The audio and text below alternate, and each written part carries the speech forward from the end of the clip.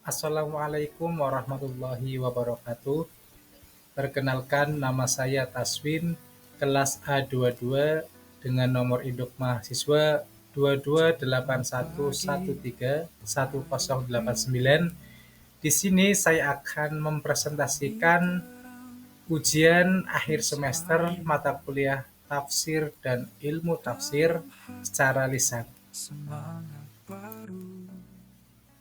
Untuk soal yang pertama, jelaskan pengertian ilmu tafsir dan bedakan secara tegas dengan tafsir.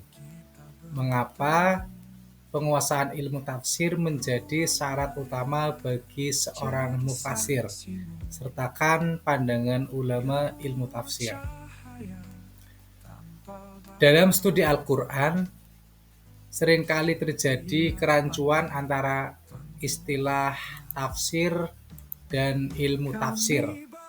Meskipun keduanya berkaitan erat, secara teknis keduanya berada pada posisi yang berbeda. Satu sebagai alat atau metode dan yang lainnya sebagai hasil atau produk.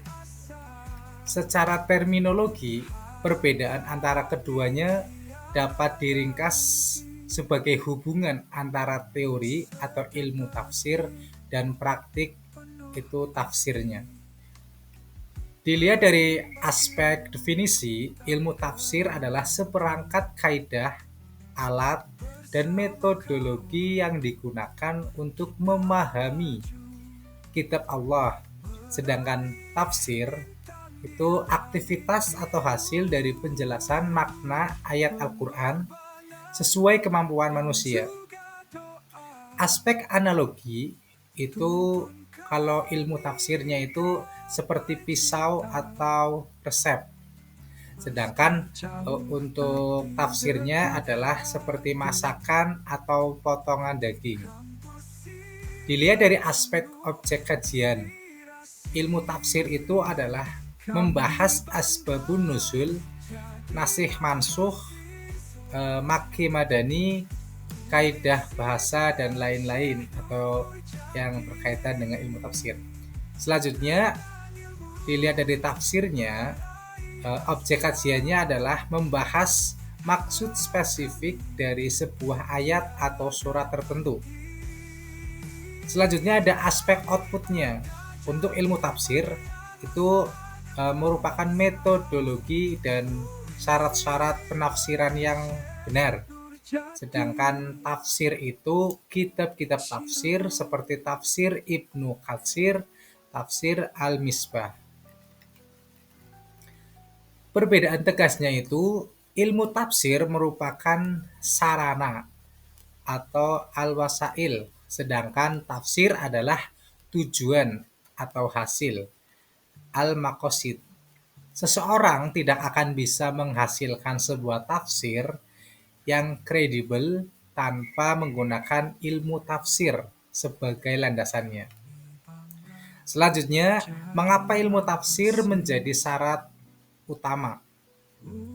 Penguasaan ilmu tafsir bukan sekedar formalitas akademik, melainkan benteng keamanan agar seorang mufasir tidak terjatuh dalam kesalahan fatal. Alasannya apa? Yang pertama, menghindari penafsiran berdasarkan hawa nafsu. Tanpa kaidah ilmu tafsir, seseorang cenderung memaksa ayat untuk mengikuti opininya menurut opini pribadi. Itu tafsir bi al-ra'yi al-mazmum. Yang kedua, alasan yang kedua adalah menjaga autentisitas makna. Al-Quran turun dalam bahasa Arab yang tinggi. Ilmu tafsir termasuk nahwu, sorof, dan balaghah memastikan mufasir tidak salah memahami struktur kalimat yang bisa mengubah hukum. Alasan yang ketiga adalah memahami konteks atau siyak. Dengan ilmu tafsir, mufasir mengetahui apakah suatu ayat bersifat umum atau khusus. sudah dihapus hukumnya, mansuh atau masih berlaku. Selanjutnya, menurut pandangan ulama terkait dengan ilmu tafsir, beberapa ulama besar memberikan penegasan mengenai kedudukan ilmu tafsir bagi seorang mufasir. Yang pertama, dari Imam Az-Zarkashi dalam Al-Burhan fi Ulumil Quran. Beliau mendefinisikan tafsir sebagai ilmu untuk memahami kitab Allah yang diturunkan kepada Nabi Muhammad, menjelaskan makna-maknanya, serta mengeluarkan hukum dan hikmahnya. Baginya, tafsir adalah sebuah disiplin ilmu yang memiliki aturan baku, bukan sekedar opini bebas. Ulama yang kedua ada Imam As-Suyuti dalam Al-Itqan fi Ulumil Quran. Beliau menetapkan setidaknya 15 cabang ilmu yang harus dikuasai seorang mufasir, seperti ilmu lughah, nahwu, tasyrif, istiqaq, ma'ani, badi, dan sebagainya. Beliau menegaskan bahwa siapapun yang menafsirkan Al-Quran tanpa menguasai ilmu-ilmu tersebut, maka ia termasuk orang yang menafsirkan Al-Quran dengan pendapatnya sendiri yang diancam dalam hadis. Selanjutnya ada dari Syekh Muhammad Ali As-Sabuni. Beliau menyatakan bahwa mufasir adalah penerjemah keinginan Allah bagi hambanya. Oleh karena itu, tanggung jawabnya sangat besar dan ia wajib memiliki alat atau ilmu tafsir yang lengkap agar tidak menyesatkan umat. Kesimpulannya adalah, ilmu tafsir merupakan kompas yang menuntun mufasir agar tetap berada di jalur yang benar saat mengarungi samudra makna Al-Quran yang sangat luas. Jadi di sini ilmu tafsir sangat diperlukan dalam menafsirkan sebuah makna Al-Quran yang akan ditafsirkan. Untuk soal nomor 2, uraikan perbedaan tafsir bil maksur dan tafsir bil ra'yi dari segi sumber, metode, serta berikan masing-masing satu contoh penafsirannya. Klasifikasi tafsir berdasarkan sumbernya merupakan pembagian yang paling fundamental dalam disiplin ilmu tafsir. Secara akademik, perbedaan antara tafsir bil maksur dan tafsir bil ra'yi terletak pada otoritas rujukan dan prosedur metodologisnya.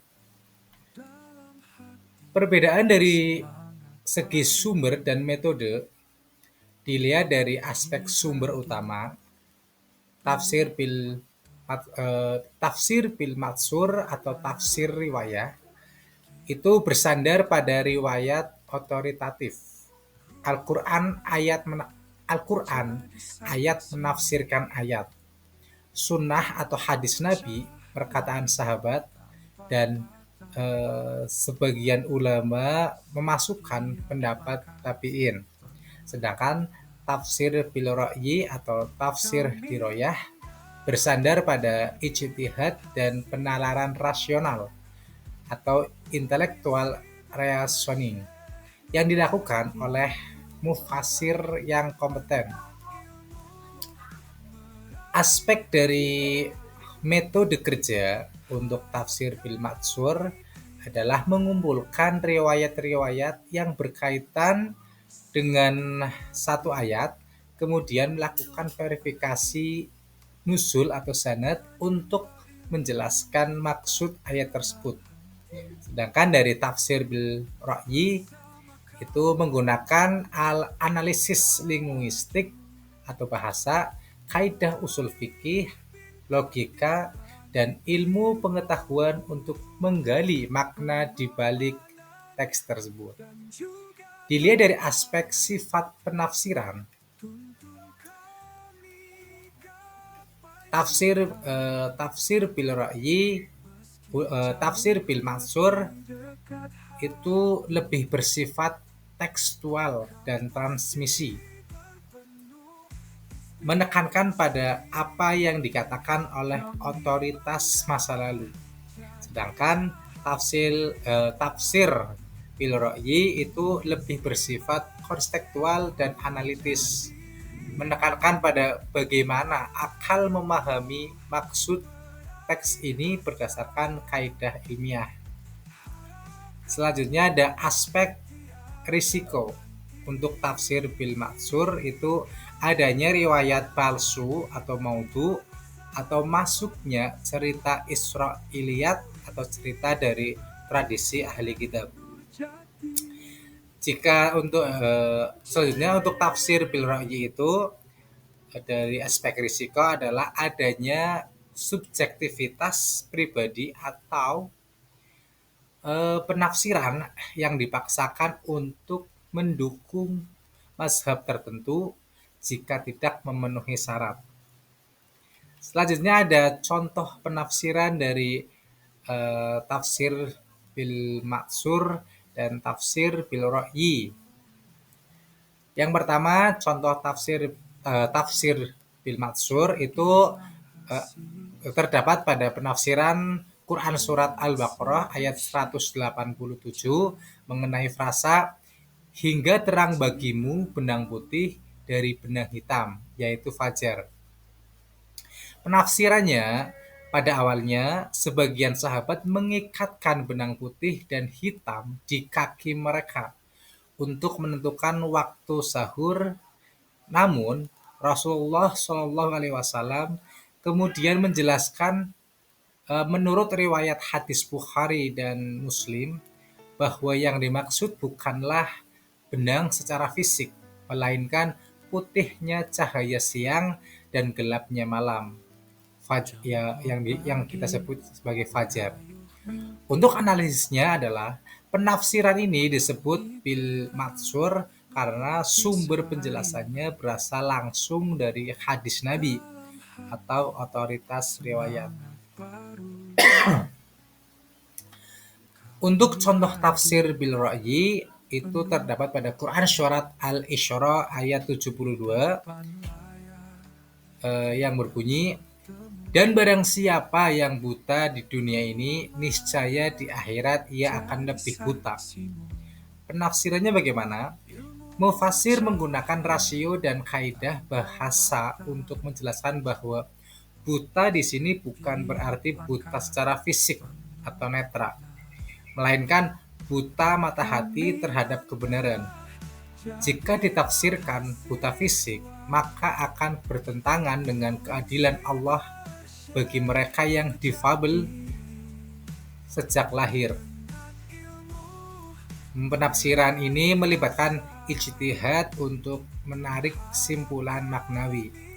Untuk analisisnya adalah penafsiran ini disebut tafsir bil ra'yi karena menggunakan analisa rasional dan logika bahasa untuk menentukan yang paling logis dan tidak bertentangan dengan prinsip umum agama.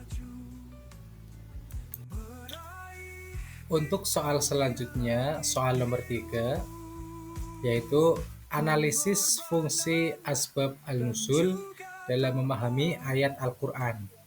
Apakah setiap ayat memiliki sebab turun? Jelaskan dengan argumentasi ilmiah dan rujukan ulama. Dalam studi ulumul Quran, asbab al-nuzul itu atau latar belakang historis turunnya ayat menduduki posisi sentral sebagai instrumen kontekstualisasi teks. Analisis fungsi asbab al-nuzul. Secara akademik, memahami asbab al-nuzul bukan sekedar mengetahui sejarah, melainkan berfungsi sebagai pisau analisis untuk membedah makna tekstual. Berikut adalah fungsi utamanya dari asbab an-nuzul. Yang pertama itu memahami hikmah di balik penetapan hukum atau ma'rifat al-hikmah. Mengetahui latar belakang sebuah ayat membantu nalar manusia memahami alasan rasional mengapa sebuah aturan ditetapkan. Fungsi yang kedua yaitu mengkhususkan hukum atau tahsih al-hukm. Dalam kaidah usuliyah, terdapat perdebatan apakah hukum diambil dari keumuman lafaz atau umum al-lafz atau kekhususan sebab, khusus as-sabab. Asbab al-nuzul mencegah mufasir memperluas hukum pada situasi yang sebenarnya tidak dimaksudkan oleh ayat tersebut. Fungsi yang ketiga, menghilangkan ketidakjelasan atau asyal al-ishkal. Banyak ayat yang tampak kontradiktif atau sulit dipahami secara literal jika dilepaskan dari konteksnya.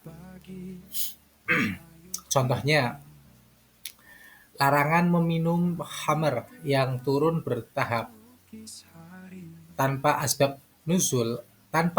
al-nuzul, seseorang mungkin bingung melihat ayat yang seolah-olah membolehkan khamr di satu tempat dan melarangnya di tempat lain. Fungsi yang keempat yaitu menentukan sasaran ayat. Mengetahui kepada siapa ayat itu ditujukan, apakah kepada orang yang beriman, kaum munafik, atau kaum musyrikin tertentu, sehingga tidak terjadi salah sasaran dalam penerapan hukum. Selanjutnya ada pembahasan terkait dengan apakah setiap ayat memiliki sebab turun. Jawaban ilmiah terhadap pertanyaan tersebut adalah tidak.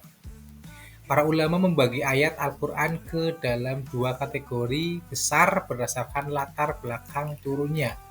Yang pertama itu ibtidai, tanpa sebab khusus.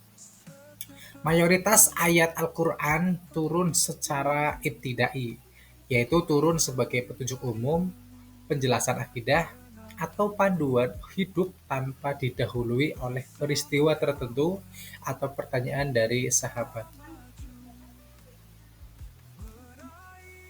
Al-Quran adalah kitab hidayah universal.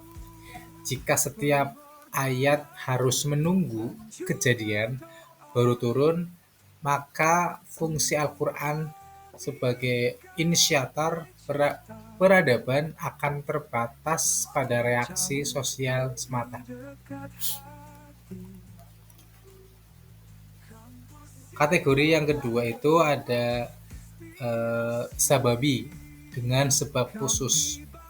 Ayat yang turun sebagai respon terhadap peristiwa nyata, konflik sosial, atau jawaban atas pertanyaan yang diajukan kepada Nabi Muhammad SAW. Pembahasan selanjutnya adalah rujukan dan argumentasi ulama. Para pakar ulama atau ulumul Quran memberikan batasan tegas mengenai hal tersebut. Yang pertama, dari Imam Al-Wahidi. Dalam kitabnya Asbabun Nuzul, beliau menegaskan bahwa tidak diperbolehkan berbicara tentang sebab turunnya ayat kecuali berdasarkan riwayat dan pendengaran langsung dari orang-orang yang menyaksikan turunnya wahyu. Ini menunjukkan bahwa sebab turun adalah dari data riwayat, bukan hasil ijtihad. Jika tidak ada riwayat sahih, maka ayat tersebut dianggap turun secara ibtidai. Selanjutnya menurut Imam Asyuyuti, beliau sependapat bahwa Al-Quran terbagi menjadi dua. Sebagian besar Al-Quran dimulai oleh Allah tanpa sebab atau ibtidaan, sementara sebagian lainnya turun untuk memberikan solusi atas problematika yang muncul saat itu. Ulama ulumul Quran yang ketiga yaitu Mana al-Qattan. Beliau menjelaskan bahwa mengada-adakan sebab turun untuk ayat yang memang tidak memiliki sebab hanya berdasarkan logika adalah sebuah kekeliruan ilmiah. Beliau menekankan pentingnya verifikasi sanad dalam menerima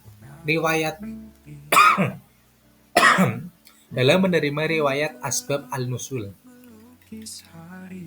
Kesimpulan ilmiahnya yaitu asbab al-nusul adalah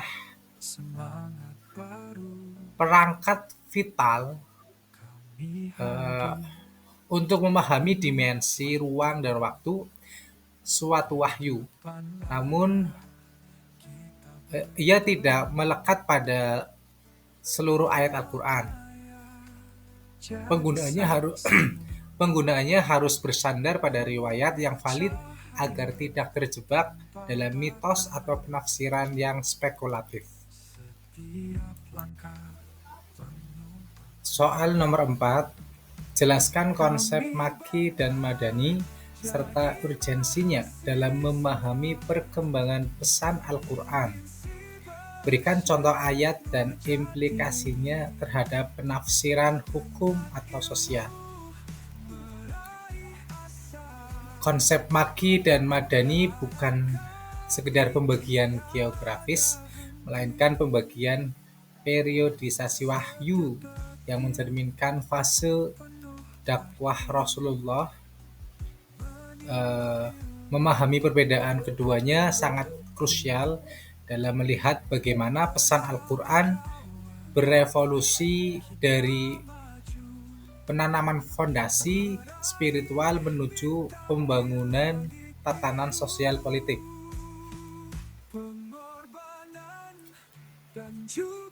Terdapat 3 perspektif dalam mendefinisikan Makki dan Madani.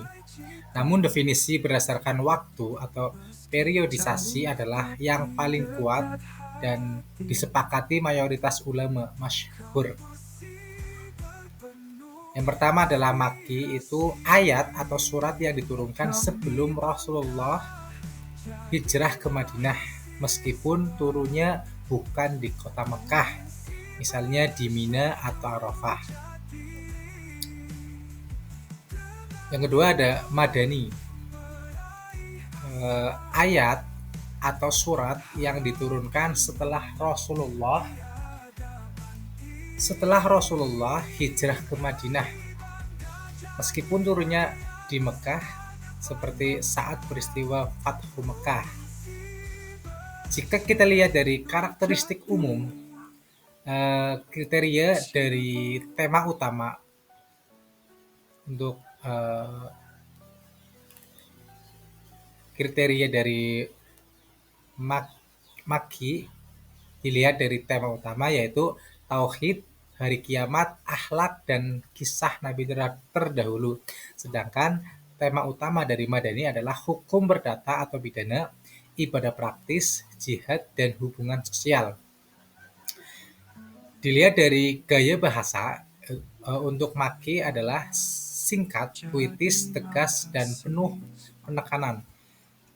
Sedangkan gaya bahasa Madani adalah panjang, mendetail, dan menggunakan gaya bahasa diskursif atau penjelasan. Kriteria dari sapaan.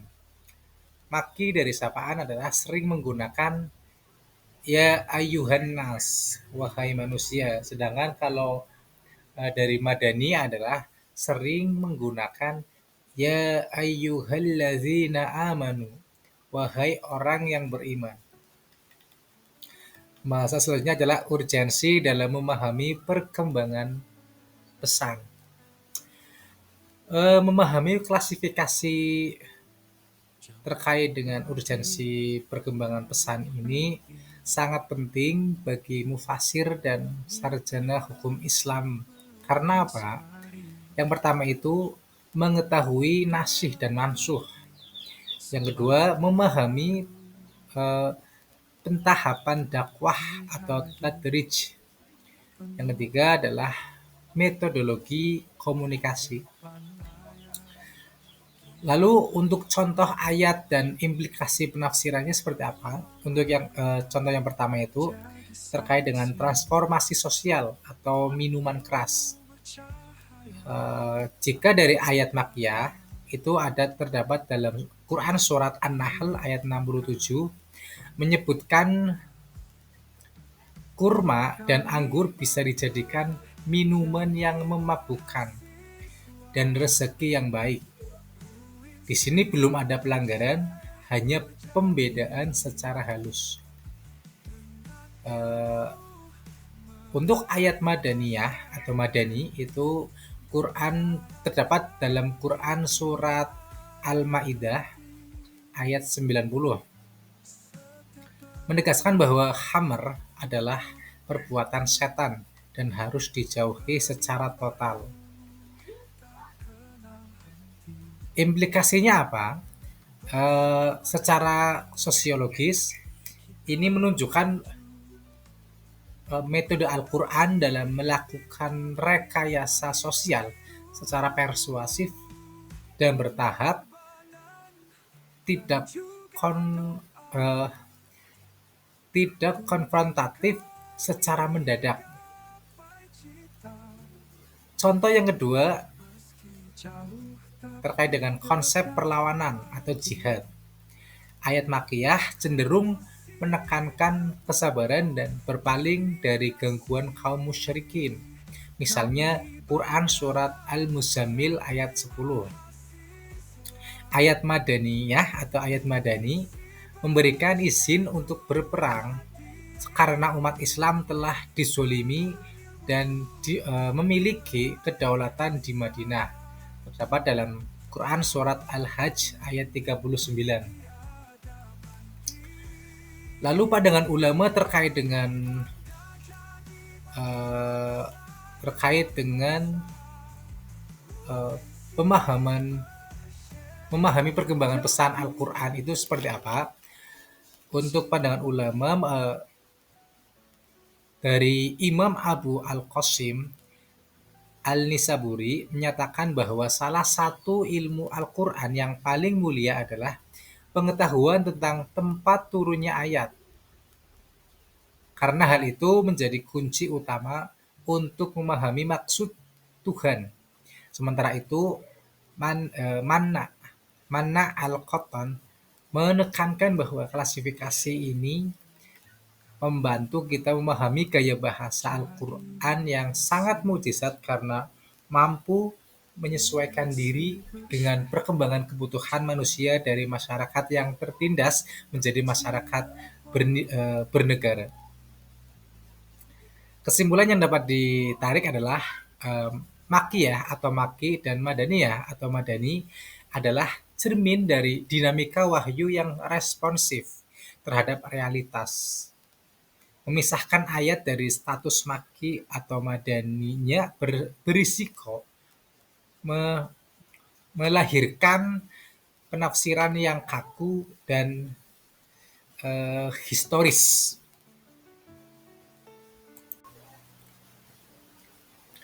Soal yang kelima atau soal yang terakhir, pertanyaannya adalah, menurut pandangan Anda, apa dampak keilmuan dan sosial dari penafsiran Al-Quran tanpa kaidah ilmu tafsir, khususnya di era digital? Jelaskan dengan pendekatan akademik dan contoh kasus.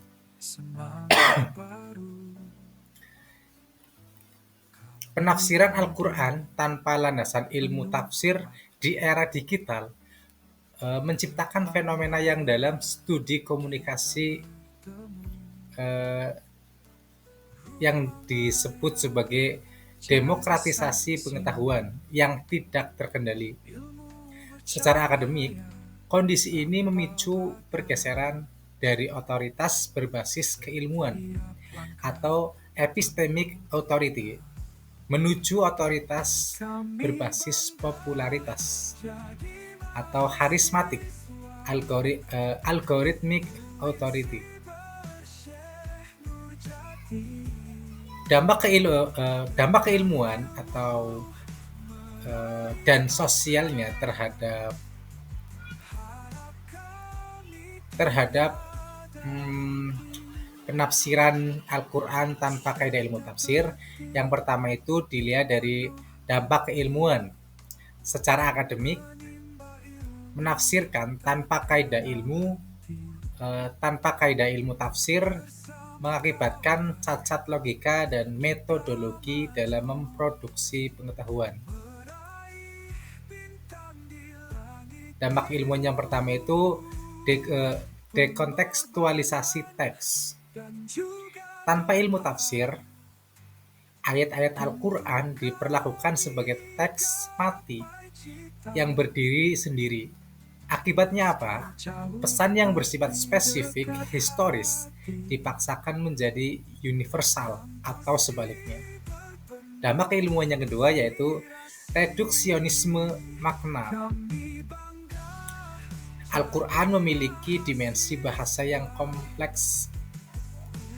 Penafsiran tanpa alat linguistik Arab yang mumpuni seringkali terjebak pada makna literal yang dangkal, sehingga kedalaman filosofis ayat hilang. Dampak keilmuan yang ketiga adalah anomali otoritas. Di era digital, algoritma media sosial cenderung mempromosikan konten yang emosional dan kontroversial. Hal ini menyebabkan pendapat instan lebih cepat tersebar daripada hasil kajian mendalam para ulama. Yang kedua ada dampak sosial. Dampak sosial yang pertama adalah fragmentasi sosial. Penafsiran ayat secara parsial sering digunakan sebagai senjata retorika untuk melabeli kelompok lain. Hal ini memperlebar jarak polarisasi di masyarakat. Dampak sosial yang kedua adalah normalisasi kebenaran subjektif. Setiap individu merasa berhak menafsirkan Al-Quran hanya berdasar terjemahan bahasa Indonesia, tanpa menyadari bahwa adanya batasan syarat mufasir. Ini menciptakan masyarakat yang merasa tahu tetapi tidak berilmu. Dampak sosial yang ketiga adalah justifikasi kekerasan. Banyak tindakan radikalisme lahir dari pembacaan ayat-ayat perang yang dilepaskan dari kaidah nasih mansuh dan konteks sejarah madani. Pembahasan saja adalah contoh kasus di era digital. Kasus misinterpretasi ayat jihad itu terdapat dalam Quran surat At-Taubah ayat 5. Hal ini di media sosial seringkali muncul potongan ayat, "Bunuhlah orang-orang musyrik itu di mana saja kamu temui mereka." Jika kita melihat tanpa ilmu tafsir, ayat ini dijadikan basis oleh kelompok radikal yang di mana untuk melakukan teror terhadap non-muslim di masa damai. Analisis akademiknya apa? Jika kita menggunakan ilmu tafsir, ayat ini memiliki konteks asbabun nuzul khusus saat perang defensif berlangsung dan ditujukan kepada kelompok yang melanggar perjanjian damai. Tanpa kaidah, ayat ini berubah dari aturan perang menjadi instruksi pembunuhan massal. Kasus yang kedua adalah kasus penafsiran isu gender atau sosial secara tekstual. Banyak influencer agama yang menafsirkan ayat tentang kepemimpinan atau rumah tangga hanya berdasarkan makna makna harafiah atau harfiah satu ayat tanpa menghubungkannya dengan ayat-ayat lain, atau biasa disebut itu tafsir Al-Quran di Al-Quran, yang menekankan keadilan dan kesetaraan. Hal ini seringkali menimbulkan dampak sosial berupa pembenaran atas kekerasan domestik atau diskriminasi gender. Kesimpulan yang dapat ditarik adalah penafsiran tanpa ilmu tafsir di era digital bukan sekedar kesalahan teknis, melainkan ancaman terhadap integritas agama dan stabilitas sosial. Ilmu tafsir berfungsi sebagai filter ilmiah yang memastikan bahwa Al-Quran tetap menjadi sumber rahmat atau maslahat, bukan sumber konflik. Demikian jawaban ujian akhir semester yang bisa saya jawab dan sampaikan melalui presentasi. Terima kasih. Mari kita ciptakan pembelajaran yang ceria, komunikatif, dan penuh semangat. Wassalamualaikum warahmatullahi wabarakatuh.